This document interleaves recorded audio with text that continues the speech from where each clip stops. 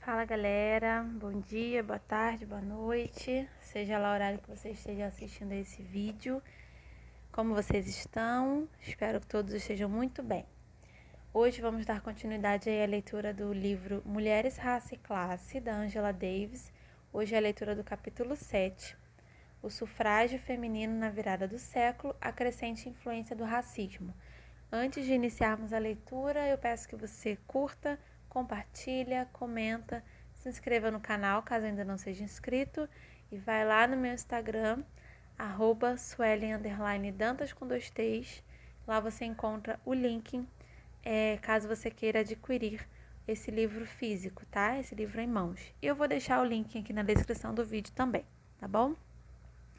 Então vamos à leitura.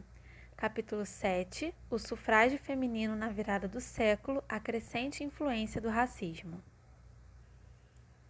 Certa manhã, Susan B. Anthony tinha compromissos na cidade que a impediriam de trabalhar com a estenógrafa que havia contratado. Na mesa durante café, ela comentou que eu poderia pedir à estenógrafa que me ajudasse com minha correspondência, já que ela teria de se ausentar durante toda a manhã e que diria à estenógrafa quase quando subisse, que viesse a fim de que eu ditasse algumas cartas. Quando subi para o meu quarto, esperei que a estenógrafa viesse. Como não veio, concluí que ela não havia achado conveniente e escrevi minhas cartas à mão. Quando a senhora Anthony voltou, veio ao meu quarto e me encontrou bastante ocupada. Você não quis os serviços da minha secretária? Imagino. Eu disse a ela para vir ao seu quarto quando você subisse. Ela não veio? Eu disse que não. Ela não falou mais nada e foi até seu escritório. 10 minutos depois, ela estava de volta em meu quarto. Como a porta estava aberta, ela entrou e disse: Bem, ela foi embora. Eu disse: Quem? Ela disse: A estenógrafa. Eu disse: Para onde? Ela disse: Bem, eu fui ao escritório e disse: Você não falou para a senhora Wells o que eu disse sobre escrever algumas cartas para ela? A moça disse: Não, não falei. E por quê? Então a moça disse: Para a senhora Anthony, é normal tratar as pessoas negras com igualdade, mas me recuso a anotar ditados de uma mulher de cor. É mesmo? Disse a senhora Anthony. Pois então, ela disse, você não precisa anotar mais ditados meus. A senhora Wells é minha convidada. Qualquer insulto a ela é um insulto a mim. Por isso, se é assim que você se sente, não precisa mais ficar aqui. Esse diálogo entre Susan B. Anthony e Ida B. Wells, que mais tarde fundaria a primeira agremiação de sufragistas negras, aconteceu naqueles dias preciosos em que eu, Wells, me sentava aos pés dessa pioneira e veterana na causa do sufrágio feminino. A admiração de Wells pela postura individual de Anthony contra o racismo era inegável, e seu respeito pelas contribuições da sufragista à campanha pelos direitos das mulheres era profundo, mas ela não hesitava em criticar sua irmã branca por não conseguir transformar sua luta pessoal contra o racismo em uma preocupação pública do movimento sufragista. Susan B. Anthony nunca deixou de elogiar Frederick Douglass, sistematicamente recordando às pessoas que ele foi o primeiro homem a defender em público a concessão do direito de voto para as mulheres. Ela o considerava um membro honorário vitalício de sua organização sufragista. Ainda assim, como Anthony explicou a Wells, ela colocou Douglass em segundo plano a fim de atrair mulheres brancas do Sul para o movimento pelo sufrágio feminino. Em nossas convenções, ele era o convidado de honra que se sentava à nossa mesa e falava nas nossas assembleias. Mas quando a associação sufragista foi para Atlanta, Geórgia, sabendo qual era o sentimento do Sul em relação à participação de pessoas negras em igualdade com as brancas, eu mesma pedi ao Sr. Douglass para não comparecer. Eu não queria submetê-lo à humilhação e não queria que nada se colocasse no caminho que traria às mulheres brancas do Sul a nova associação sufragista.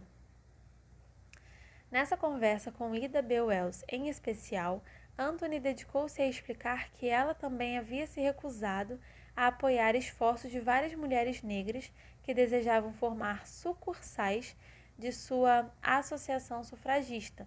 Ela não queria despertar a hostilidade contra as mulheres negras entre as integrantes brancas sulistas, porque estas poderiam se retirar da organização caso mulheres negras fossem aceitas. Você acha que eu estava errada em agir assim? Ela perguntou.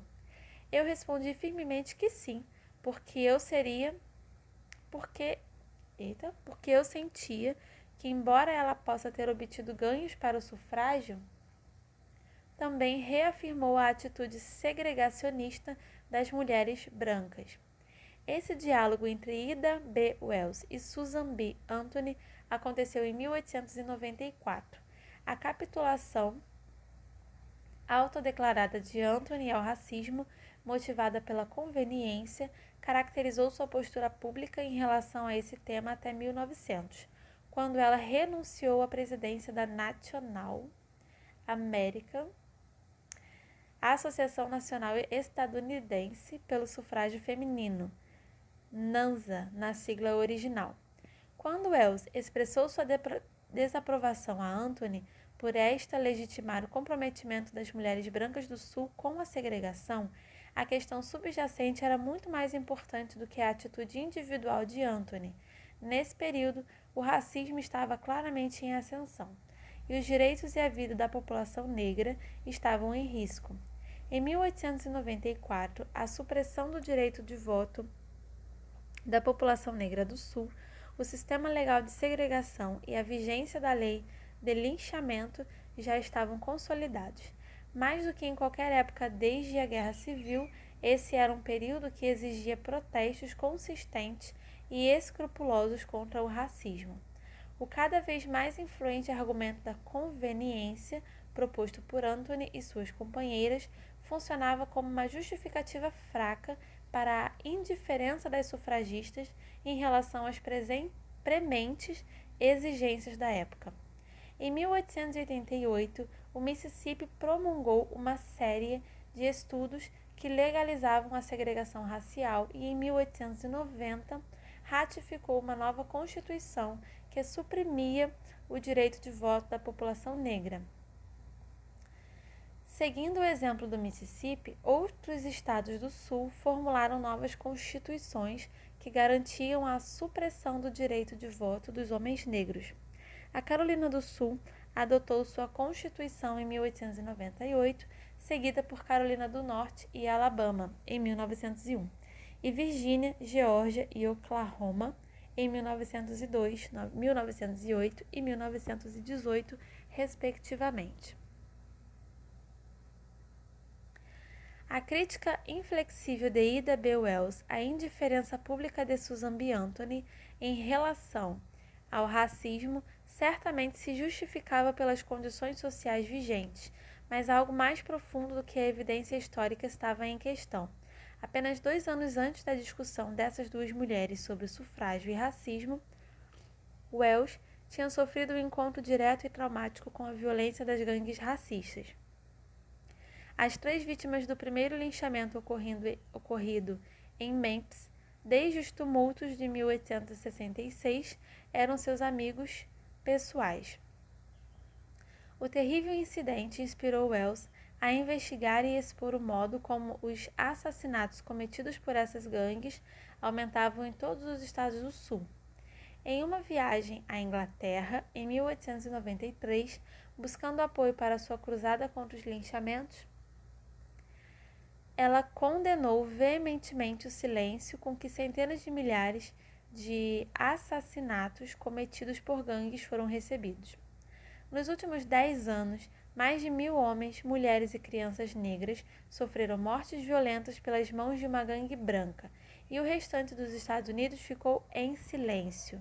O clero e a imprensa de nosso país permanecem em silêncio diante dessas seguidas atrocidades, e a voz da minha raça, torturada e ultrajada dessa forma, é reprimida ou ignorada em qualquer lugar dos Estados Unidos onde ela se levante para exigir justiça. Dada a violência explícita infligida contra a população negra durante os anos de 1890, como as sufragistas brancas podiam afirmar de boa fé que, por conveniência, elas deveriam ceder para vencer nessa questão de cor, a postura perdão, gente, é uma pergunta. Vou ler de novo. Dada a violência explícita infligida contra a população negra durante os anos 1890, como as sufragistas brancas podiam afirmar de boa fé que, por conveniência, elas deveriam ceder para vencer nessa questão de cor? A postura aparentemente neutra das líderes de Nancy em relação à questão de cor, na realidade, encorajava a proliferação de ideias claramente racistas nas fileiras da campanha sufragista. Na Convenção de 1895 da Associação, oportunamente realizada em Atlanta, Geórgia, uma das figuras mais proeminentes da campanha pelo voto, exortou o Sul a adotar o sufrágio feminino como uma solução ao problema do negro. Esse problema do negro poderia ser resolvido de maneira simples, declarou Henry Blackwell ao condicionar o direito ao voto à alfabetização formal. No desenvolvimento da nossa complexa sociedade política, temos hoje dois grandes grupos de pessoas analfabetas. No norte, pessoas estrangeiras. No sul, pessoas de raça africana e uma porção considerável da população branca. Estrangeiros e negros, enquanto tais, nós não discriminaríamos. Mas em todos os estados, com exceção de um, há mais mulheres brancas instruídas do que todos os eleitores analfabetos, brancos e negros, nativos e estrangeiros. Paradoxalmente, esse argumento concebido para persuadir a população branca do Sul de que o sufrágio feminino trazia grandes vantagens à supremacia branca, foi a princípio formulado por Henry Blackwell, quando anunciou seu apoio à 14ª e à 15ª emendas. Já em 1867, ele havia proferido um apelo às legislaturas dos estados do Sul, recomendando que registrassem o fato de que a concessão do direito de voto às mulheres tinha o potencial de combater o iminente poder político da população negra. Consideremos as consequências do ponto de vista do Sul. Seus 4 milhões de mulheres brancas contrabalançarão seus 4 milhões de homens e mulheres negras e, assim, a supremacia política da nossa raça branca permanecerá intocada. Esse renomado abolicionista assegurava aos políticos sulistas da época que o sufrágio feminino poderia reconciliar Norte e Sul. O capital e a população correriam como o Mississippi para o Golfo do México. E em relação às pessoas negras, elas tenderiam pela lei da natureza para os trópicos. O mesmo fator que destruiu a escravidão ficaria do lado do sul vitorioso, e sem o perigo de se ferir nos espinhos, vocês colheriam a flor com esperança. Blackwell e sua esposa, Lucy Stone, ajudaram Elizabeth Cady Stanton e Susan B. Anthony durante sua campanha no Kansas em 1867. O fato de, na época, Stanton e Anthony receberem de bom grado o apoio de um famoso democrata, cujo programa era primeiro a mulher, por último o negro, era uma indicação de que concordavam implicitamente com a lógica racista de Blackwell. Além disso, elas descreveram de forma acrítica em seu livro Story of Woman Suffrage o temor que os políticos do Kansas tinham do sufrágio negro. Em seus discursos, os homens do Kansas diriam que, se o sufrágio negro for aprovado, seremos invadidos por uma multidão de negros ignorantes, depauperados, vindos de todos os estados da União. Se o sufrágio feminino for aprovado, atrairemos para nossas fronteiras pessoas de caráter e posição, com recursos e educação. Quem hesitaria ao escolher entre mulheres instruídas e os negros ignorantes? Por mais racistas que as posturas iniciais do movimento de mulheres possam parecer, foi apenas na última década do século XIX que a campanha pelo sufrágio feminino começou a aceitar definitivamente o braço fatal da supremacia branca. As duas facções, Stanton Anthony e Blackwell Stone, cuja cisão havia sido causada pela questão do apoio à 14ª e à 15ª emendas, reuniram-se em 1890. Em 1892, Elizabeth Cady Stanton estava desiludida a respeito do potencial poder do voto na libertação das mulheres e abriu mão da presidência da Associação Nacional Estadunidense pelo Sufrágio Feminino em favor de Susan B. Anthony. Durante o segundo ano do mandato de Anthony, a NAUSA aprovou uma resolução que era uma variante do argumento racista e classista de Blackwell, formulado mais de um século antes.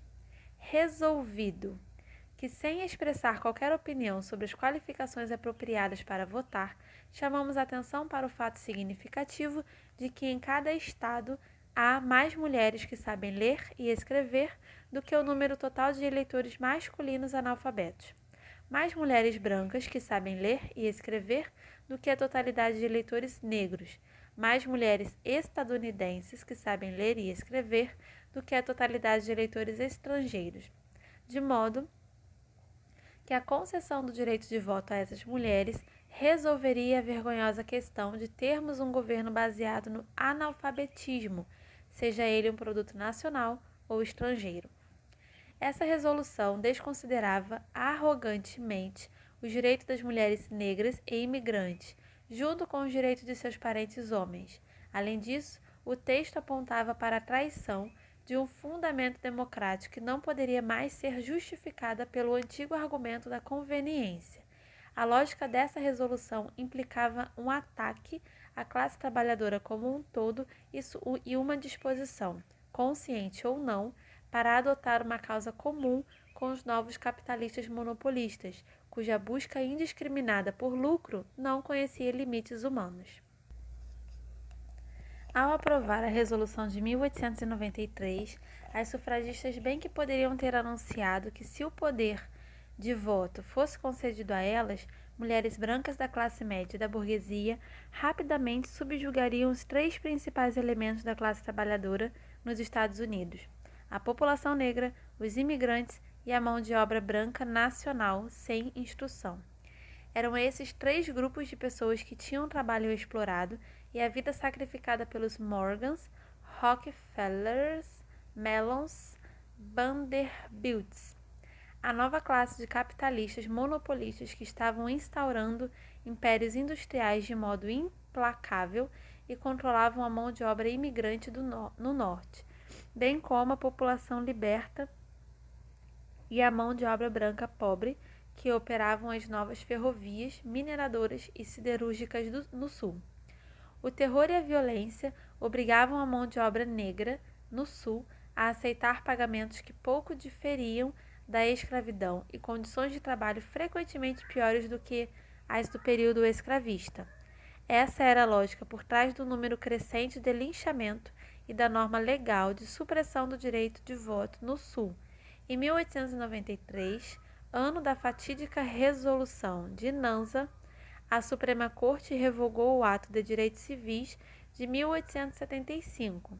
Com essa decisão, as leis Jim Crow e a Lei de Linchamentos, uma nova modalidade de escravização racista, receberam sanção judicial. Desse modo, 3 anos depois, a decisão do caso Plessy versus Ferguson anunciava a doutrina dos separados mais iguais, que consolidava o novo sistema de segregação racial do Sul. A última década do século XIX foi um momento crítico para o desenvolvimento do racismo moderno. Seus principais pilares institucionais e as justificativas ideológicas concomitantes foi também um período de expansão imperialista para Filipinas, Havaí, Cuba e Porto Rico. As mesmas forças que tentavam subjugar as populações desses países eram responsáveis pela deterioração da situação da população negra e de toda a classe trabalhadora nos Estados Unidos. O racismo alimentava essas iniciativas imperialistas ao mesmo tempo que era condicionado pelas estratégias e apologéticas do imperialismo. Em 12 de novembro de 1898, o New York Herald publicou matérias sobre a presença estadunidense em Cuba,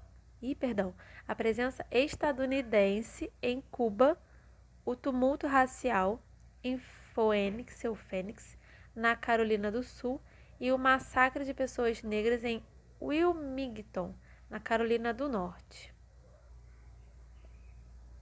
O massacre de Wilmington foi o mais sanguinário de uma série de ataques organizados por gangues contra a população negra. De acordo com um pastor negro, na época, Wilmington era o jardim de infância da ética e do bom governo de Cuba, assim como era a prova da profunda hipocrisia da política externa nos Estados Unidos e nas Filipinas. Em 1899, as sufragistas foram rápidas em fornecer evidências de sua consistente lealdade aos capitalistas monopolistas com ânsia de poder, assim como os ditames do racismo e do chauvinismo deram forma à política de Nauza em relação à classe trabalhadora doméstica. As novas realizações do imperialismo dos Estados Unidos eram aceitas sem questionamentos pela associação. Na convenção daquele ano, Anna Garland Spencer fez um discurso intitulado Dever para com as mulheres de nossas novas possessões. Durante a discussão, Susan B. Anthony não conseguiu conter sua cólera, mas como se viu depois, ela não estava com raiva das apreensões em si. Ela havia transbordado de ira desde que fora apresentada a proposta de implantar nova forma de governo semi-bárbara no Havaí e em nossas outras novas percepções. Em consequência disso, com toda a força da sua ira, Anthony apresentou a exigência de que o voto seja concedido às mulheres de nossas novas possessões em termos idênticos aos dos homens, como se as mulheres do Havaí e de Porto Rico devessem exigir o direito de serem vitimizadas pelo imperialismo dos Estados Unidos, em condições de igualdade com seus companheiros. Durante essa convenção de 1899, da Nauza, uma contradição reveladora veio à tona. Enquanto as sufragistas invocavam seu dever para com as mulheres de nossas novas possessões, o apelo de uma mulher negra por uma resolução contra as leis Jim Crow foi totalmente ignorado. A sufragista negra Lottie Wilson Jackson foi admitida na convenção porque o estado sede era Michigan, um dos poucos em que a associação sufragista era receptiva às mulheres negras.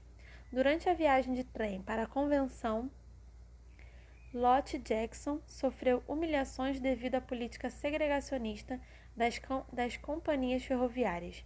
Sua resolução era muito simples: que mulheres de cor não sejam obrigadas a viajar nos vagões para fumantes e que acomodações apropriadas sejam fornecidas para elas. Como presidente da convenção, Susan B. Anthony encerrou a discussão sobre a resolução apresentada pela mulher negra. Seus comentários garantiram uma derrota esmagadora da resolução. Nós, mulheres, somos uma classe sem esperança de poder votar. Nossas mãos estão atadas. Enquanto estivermos nessa situação, não nos cabe aprovar resoluções contra as corporações ferroviárias nem contra qualquer outra pessoa. O significado desse incidente era muito mais profundo do que a questão relativa a enviar ou não uma carta oficial em protesto às políticas racistas da companhia ferroviária. Ao recusar defender sua irmã negra, a Nansa simbolicamente abandonava toda a população negra no momento de seu sofrimento mais intenso desde a emancipação.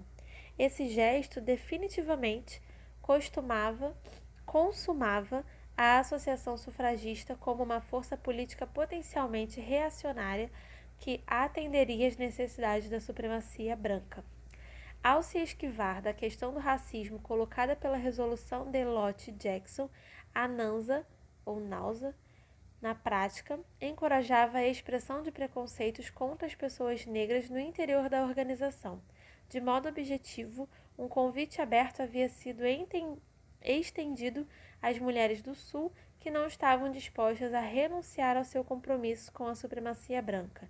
Na melhor das hipóteses, essa postura evasiva em relação à luta pela igualdade negra constituía uma aquiescência ao racismo e, na pior das hipóteses, era um incentivo deliberado da parte de uma influente organização de massa à violência e à destruição causadas pelas forças baseadas na ideologia da supremacia branca daquela época. É claro que Susan B. Anthony não deve ser responsabilizada individualmente pelos erros racistas do movimento sufragista. Mas ela era a líder mais importante do movimento à época e sua postura pública supostamente neutra em relação à luta pela igualdade negra, de fato reforçou a influência do racismo no interior da NAUSA.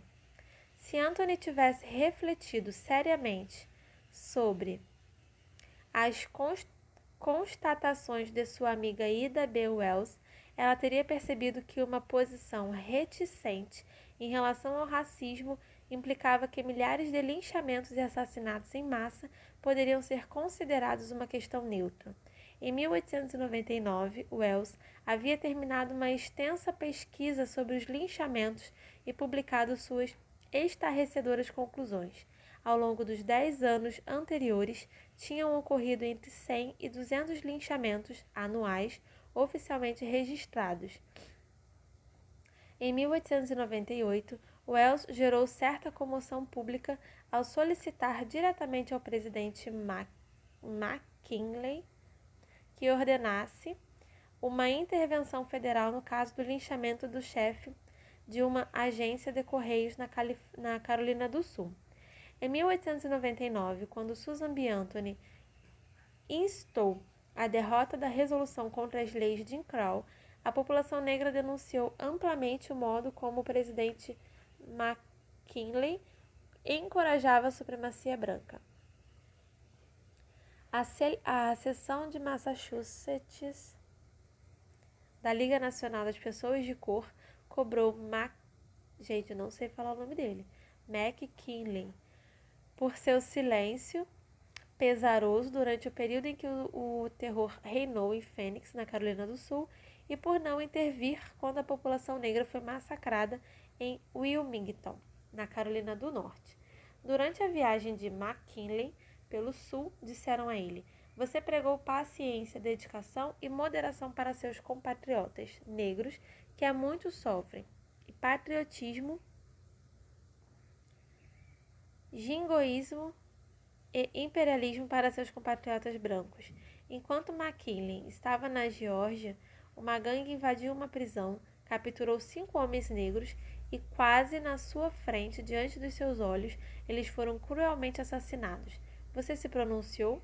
Abriu sua boca para expressar repulsa pelo terrível crime?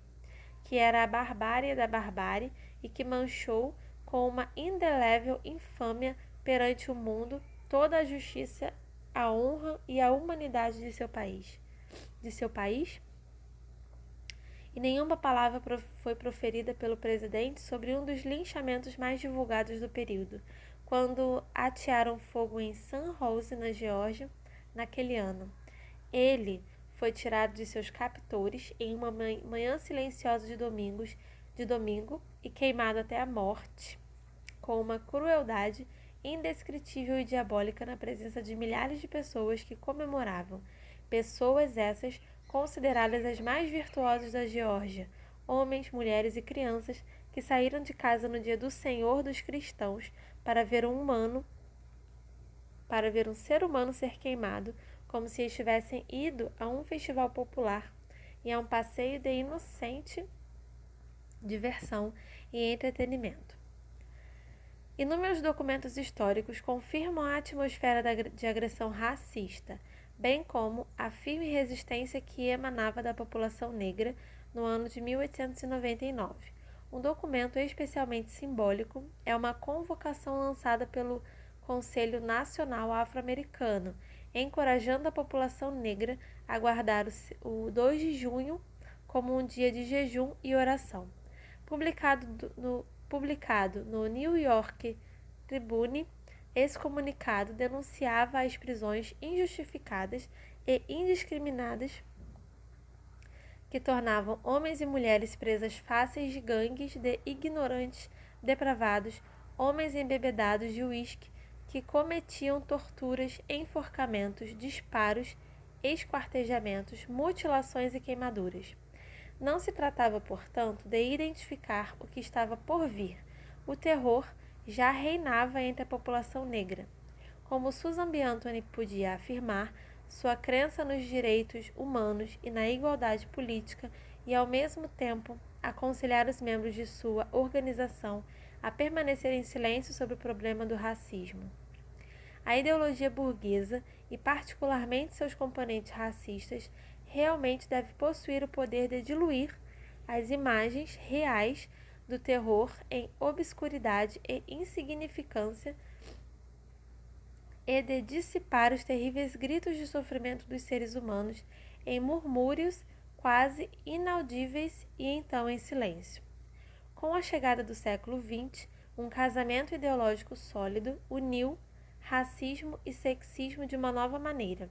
A supremacia branca e a supremacia masculina, que sempre se cortejaram com facilidade, estreitaram os laços e consolidaram abertamente o romance. Durante os primeiros anos do novo século, as ideias racistas ganharam influência como nunca.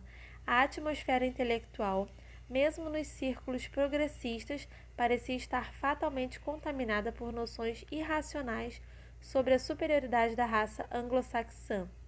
Essa crescente promoção da propaganda racista era acompanhada por uma promoção igualmente acelerada de ideias que denotavam a inferioridade feminina.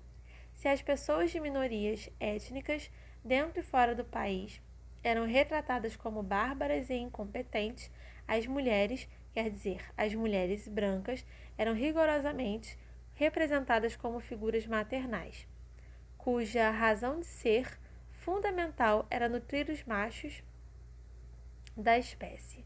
Mulheres brancas estavam aprendendo que, como mães, elas carregavam uma responsabilidade muito especial na luta para salvaguardar a supremacia branca. Afinal, elas eram as mães da raça.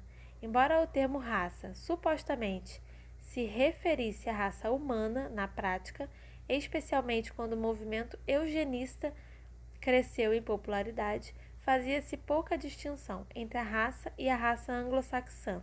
À medida que o racismo criava raízes mais estáveis no interior das organizações das mulheres brancas, o culto sexista da maternidade também se insinuava no interior do mesmo movimento, cujo objetivo declarado era a eliminação da supremacia masculina. A combinação do sexismo com o racismo fortalecia-os mutuamente, tendo aberto mais do que nunca suas portas para a ideologia racista predominante. O movimento sufragista optou por um caminho cheio de obstáculos que colocou seu próprio objetivo, o voto feminino, sob contínua ameaça. A Convenção da NANZA, em 1901, foi a primeira em muitos anos em que Susan B. Anthony não presidiu os trabalhos, apesar de ter se aposentado no ano anterior, estava na plateia e foi apresentada pela nova presidenta, Carrie Chapman Catt, para realizar o discurso de boas-vindas. Os comentários de Anthony refletiam a influência da campanha eugenista, agora revitalizada, ainda que as mulheres ela sustentava tivessem sido corrompidas no passado por paixões e apetites do homem, era a hora para que elas realizassem seu propósito de se tornar salvadoras da raça. Seria por meio da emancipação racional das mulheres que a raça será purificada. É pela mulher que a raça será redimida, Por esse motivo, peço sua imediata e incondicional emancipação de toda a sujeição política, econômica e religiosa. O discurso principal proferido por Carrie Chapman Catt destacava 3 grandes obstáculos ao sufrágio feminismo: o militarismo, a prostituição e a inércia na expansão da democracia, que surge como uma reação aos movimentos agressivos que, com uma precipitação provavelmente imprudente, concederam o direito de voto aos estrangeiros, aos negros e aos indígenas, condições arriscadas que parecem ser consequência da introdução no corpo político de grandes números de cidadãos irresponsáveis, tornaram a nação fraca. Em 1903, a NANSA testemunhou uma expansão tão súbita da argumentação racista que parecia que os partidários da supremacia branca estavam determinados a tomar o controle da organização. A realização da Convenção de 1903, na cidade sulista de Nova Orleans, era significativa, e dificilmente era coincidência que os argumentos racistas ouvidos pelas delegadas fossem completados por inúmeras defesas do culto da maternidade. Se Edward Merrick, filho do presidente da Suprema Corte da Louisiana, falou sobre o crime de conceder o voto a uma horda de homens negros e ignorantes, Mary Chase, uma representante de New Hampshire, afirmou que o direito do voto deveria ser conferido às mulheres como as guardiãs e protetoras naturais do lar. Na Convenção de 1903, foram as declarações de Belle Kearney, do Mississippi, que confirmaram de maneira mais flagrante a perigosa aliança entre racismo e sexismo, referindo-se diretamente à população negra do Sul, como 4,5 milhões de escravos analfabetos e semi-bárbaros. Ela aludiu, de modo histriônico, a concessão do direito de voto a essa parcela da população como um peso morto, sobre o qual o Sul havia lutado por quase 40 anos com coragem e generosidade. Por mais inadequada que fosse, na prática, a teoria de Booker T. Washington sobre a educação profissionalizante para a população negra, Kearney insistia que Tuskegee e outras escolas semelhantes apenas preparavam o negro para o poder, e quando o homem negro se tornasse necessário à comunidade em razão de suas habilidades e bens adquiridos, o resultado seria uma espécie de guerra racial. O homem branco pobre, amargurado por sua pobreza e humilhado por sua inferioridade, não encontrará espaço para si mesmo e para suas crianças, e então acontecerá a luta entre as raças. Claro, essa luta entre a classe trabalhadora branca e a negra não era inevitável. Entretanto, apologistas da nova classe de capitalistas monopolistas estavam determinados a provocar essa divisão racista, quase na mesma época em que Kearney fez seu discurso na Convenção de Nova Orleans. Um alerta idêntico foi lançado ao Senado dos Estados Unidos em 24 de fevereiro de 1903. O senador Ben Tillman, da Carolina do Sul, advertiu que faculdades e escolas para a população negra no Sul levariam inexoravelmente ao conflito racial, planejadas para habilitar essas pessoas, que a seus olhos estavam mais próximas do elo perdido com o macaco, a competir com seus vizinhos brancos. Tais escolas criariam um antagonismo entre as classes mais pobres de nossos cidadãos e essas pessoas que estão no mesmo nível no mercado de trabalho. Além disso, não houve nenhuma contribuição a fim de promover a população branca no Sul, de ajudar a socorrer os anglo-saxões americanos, os homens que descendem do povo que lutou com Morrison e Sumter. Permitiu-se que eles sofram na pobreza e na ignorância e que façam o que podem para sobreviver. E eles veem a população do Norte injetar milhares e milhares de dólares para ajudar na construção de uma dominação africana. Contrariando a lógica de Kearney e de Tillman, o conflito racial não emergiu de modo espontâneo, mas sim foi conscientemente planejado por representantes da classe econômica em ascensão. Estes precisavam impedir a unidade da classe trabalhadora, a fim de facilitar seus próprios projetos de exploração. Os tumultos raciais que estavam por vir, Atlanta, Brownsville, Texas, Springfield, em Ohio, assim como os massacres de 1898 em Wilmington e Phoenix, na Carolina do Sul, foram orquestrados precisamente com o objetivo de intensificar as tensões e antagonismos no interior da classe trabalhadora multirracial. Belle Kearney informou suas irmãs na Convenção de Nova Orleans que havia descoberto uma forma garantida de manter os antagonismos raciais dentro de limites controláveis. Ela alegou saber exatamente como impedir a guerra de raças, que caso contrário seria inevitável. Para evitar essa culminação terrível, a concessão do direito de voto às mulheres deverá ser levada a cabo e um requisito para o voto deverá ser aplicado em termos de educação e posses.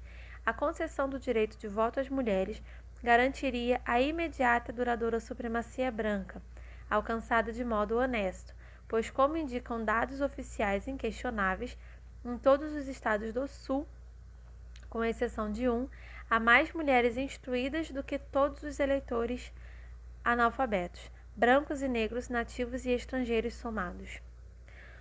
O tom completamente alarmante do discurso de Kearney não esconde o fato de que ela invocou teorias que haviam se tornado muito familiares no interior do movimento sufragista feminino. O argumento estatístico e o apelo à existência de instrução haviam sido ouvidos muitas vezes pelas delegadas das convenções anteriores da NANSA. Ao sugerir a propriedade de bens como requisitos para o voto, Kearney reproduziu ideias contraditórias à classe trabalhadora que lamentavelmente ganharam um lugar seguro no movimento sufragista. Havia um traço paradoxal nas palavras que Belle Kearney pronunciou diante das integrantes da Associação Nacional Estadunidense pelo Sufrágio Feminino. Por anos e anos, as líderes sufragistas haviam justificado a indiferença da associação em relação à causa da igualdade racial, invocando o argumento genérico da conveniência. Agora, o sufrágio feminino era representado como o meio mais conveniente de alcançar a supremacia racial. Involuntariamente, a NANSA foi capturada em sua própria armadilha, a armadilha da conveniência que deveria ter capturado o voto. Uma vez que o padrão de rendição ao racismo passou a dominar, e especialmente naquela conjuntura histórica em que a nova e implacável expansão monopolista exigia formas mais intensas de racismo, foi inevitável que as sufragistas acabassem feridas por seu tiro que saiu pela culatra. A delegada do Mississippi confidenciou: um dia, o Norte será obrigado a buscar redenção no Sul. Devido à pureza do seu sangue anglo-saxão, à simplicidade de sua estrutura social e econômica e à manutenção da santidade de sua fé, que tem sido mantida inviolada. Nem o mínimo de sororidade poderia ser detectado aqui, e não houve nenhuma palavra sobre a derrota da supremacia masculina ou sobre as mulheres finalmente conquistando sua independência. Não eram os direitos das mulheres ou a igualdade política das mulheres que tinham de ser preservados a qualquer custo, e sim a superioridade racial reinante da população branca. Assim como é certo que o Norte será forçado a buscar no Sul a salvação da nação, é certo que o Sul será obrigado a ver em suas mulheres anglo-saxãs o meio para conservar a supremacia da raça branca sobre a africana. Graças a Deus pela libertação do homem negro, ela exclamou com uma deliberada arrogância racista: desejo a ele toda a felicidade e todo o progresso possíveis, mas não por meio da invasão do espaço sagrado da raça anglo-saxã. Forte, né? Então é isso, galera. Esse foi o capítulo 6 do livro da Ângela. Eu espero que vocês tenham gostado dessa leitura. Curta, comenta, compartilha, se inscreve no canal. Vou deixar na descrição do vídeo o link, caso você queira adquirir esse livro físico. E vai lá no meu Instagram, me segue no Instagram também, Suelen_Dantas com 2 T's. Lá você também encontra o link do livro físico, tá bom? Mais uma vez, obrigada pela sua presença, um beijão e até o próximo vídeo. Tchau, tchau!